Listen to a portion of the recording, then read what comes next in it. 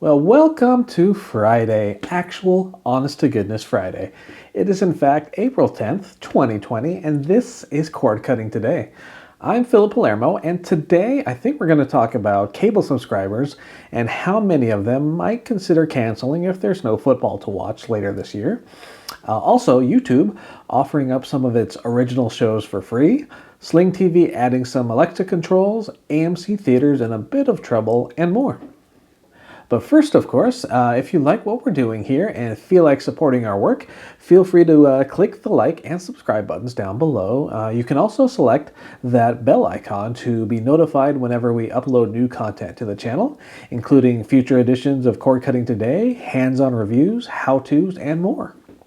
And I encourage you all to leave any comments and questions about cord cutting and streaming down below in the comments section, and we'll try to get to some of them in a future episode. And with that, let's get down to the Friday news, shall we? First up, let's talk about those cable companies for a minute. Now, it's no secret that cable subscription numbers have suffered in recent years, especially with the increasing popularity of cord cutting. I mean, hey, that's why a lot of us are here, right? But a new survey suggests that there's another threat looming that could put another big dent in those subscriber numbers, and that threat is called the lack of football. Yes, Kill the Cable Bill and MindNet Analytics conducted a survey and came away saying that about 33%, or one-third, of respondents said they would consider canceling their cable contracts if football doesn't return later this year. In fact, a full 66% of subscribers said that live sports are a significant reason why they're still attached to cable. And of course, live sports in general have been hugely impacted by the ongoing coronavirus pandemic. Huge crowds, after all, are not a great idea at the moment. And even though the NFL season itself isn't set to start for a while now, the off-season schedule has already been affected. For instance, this week, teams with new coaches would normally be cleared to begin off-season workouts, and the rest of the league would join in later this month. But these are obviously not normal times, and we'll certainly keep an eye on how the NFL responds to the ongoing situation. In the meantime, for all the cord cutters out there, and I have to imagine there are more than a few of you out there, how important was live sports to you when you switched from cable? In my case, my wife and I are lucky enough to enjoy most Seattle Seahawks games via over-the-air broadcasts.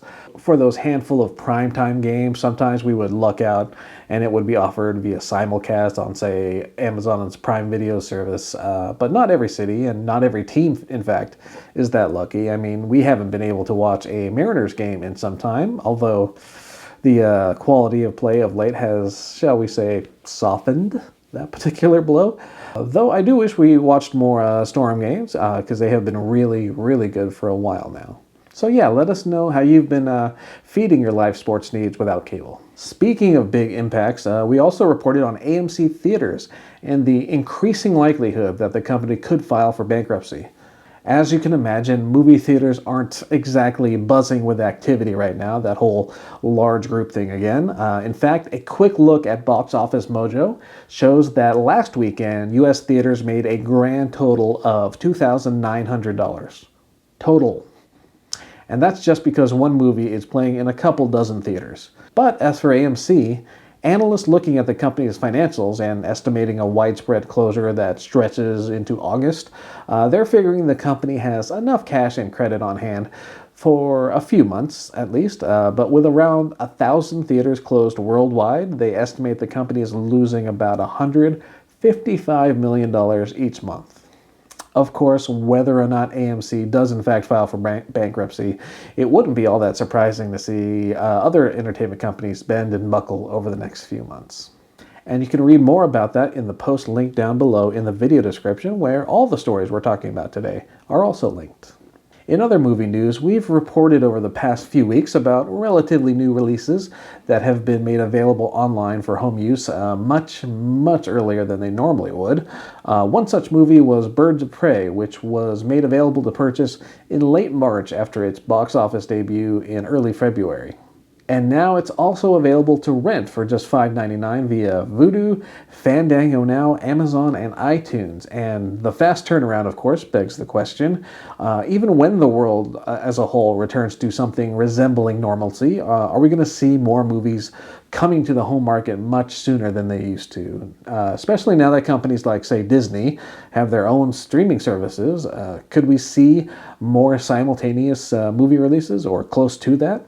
And what about you at home? Do you miss the full-on movie theater experience, or are you finding these recent releases at home plenty fine and more convenient? Let us know what you think in the comment section down below. And you can find out more about Birds of Prey and its rental options over in Jess's post over at cordcuttersnews.com. Meanwhile, YouTube has announced it's offering a collection of its original shows for free instead of the usual $11.99 per month that YouTube Premium normally requires.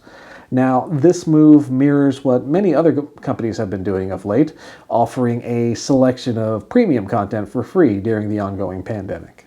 It's a nice preview for customers, of course, but I'm sure they wouldn't mind if you ended up opting in for a YouTube Premium afterward. Again, this is a curated list, so not every single YouTube original is on offer, but Jess has the full list of available content in a post over at the site, cordcuttersnews.com. The list includes shows like Escape the Night, Sherwood, and Sideswiped. You'll also find some family-friendly fare there, like We Are Savvy, Hyperlinked, and Fruit Ninja Frenzy Force. So if you've been curious about some of those YouTube originals and weren't willing to climb that paywall, now's the time. And if you have checked out YouTube Premium, what do you think of the service?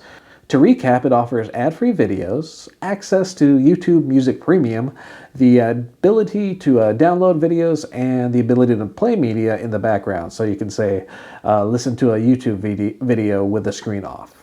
And if you have checked it out, let us know what you've thought so far. Worth that $12 a month? You know where to let us know. Next, of course, this weekend would typically be a busy time for religious services, but with the call for many of us to stay at home as much as possible, the FCC says it's making it a little bit easier for local TV stations to broadcast live local events like religious services. It's issuing a temporary limited waiver, allowing TV stations to open up time slots normally reserved for children's programming. The idea here, of course, is to make it easier for people to view live broadcasts instead of attending those services in person. Now, normally, when regularly scheduled children's programming is bumped for other content, TV stations need to reschedule that programming for a later date. This waiver, which lasts until April 30th, removes that specific requirement. Still, the FCC says stations still need to let viewers know if that programming has been preempted, and still encourages them to at least try to schedule that content for another time. So for those of you looking for ways to still observe safely this weekend, it might be worth checking in with your local TV stations to see if they are planning any live broadcasts of any services. And you can find out more in the link down below. And lastly, we've got an update for Sling TV subscribers using Amazon's Fire TV devices. As of this week, you can use the Alexa voice controls to navigate Sling TV. You just need an Alexa voice remote, Fire TV Cube, or some other supported device to open Sling TV and issue commands within the app. So, for example, you could say, Alexa, open Sling TV. And if you happen to be watching this within earshot of an Alexa device, I'm sorry for what just happened. In any case, if you're a Sling TV user on a Fire TV device, give it a shot, see what it's like. And that about wraps up another edition of Cord Cutting today. In fact, it wraps up the whole week. Before we sign off, I just wanted to mention we got a lot of comments on yesterday's video, and if you haven't watched it yet and you're still wondering where Luke's been, I highly recommend checking it out. And I'm also happy that so many people commented to thank Luke and wish him well, and I 100% echo that sentiment. There were also some fun call-outs to this in-progress background behind me. We had comments like, the Atari Lynx, that was an awesome system. Yes, that was my favorite system back in the day. All my friends in school were rocking their Game Boys. I was rebelling with my original Atari Lynx here, and it's 15 minutes or so of battery life. Another asked, is that a Leica M3 in the shelf? And no, actually, I have two camera-related items up here. One is a piggy bank, actually, and this is my Fuji X-T2. That is my daily go-to camera. I love that camera, and I am not at all tempted by the upcoming X-T4. I am tempted. In any case, thank you so much for watching. As always, if you want to support the channel, feel free to click the like and subscribe buttons down there. And feel free to follow along at cordcuttersnews.com. We appreciate you all, and I hope you have a wonderful and safe weekend. My name's Philip Palermo. Take care.